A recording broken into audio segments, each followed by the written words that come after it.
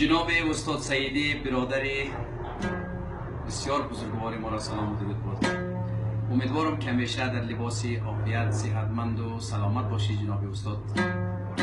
با جمع عزیزانتان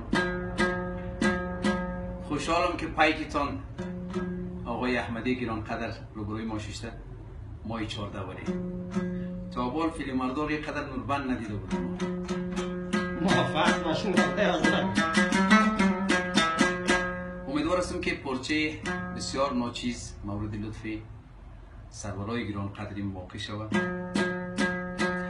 و خواهشی که از استاد سعیدی گرانقدر دارم دمی وزن اگر یک شعر همونطور به طب دلتان برای برارتان ارسال بکنین ما را بسیار پسند می‌سازه. با احترام. خالی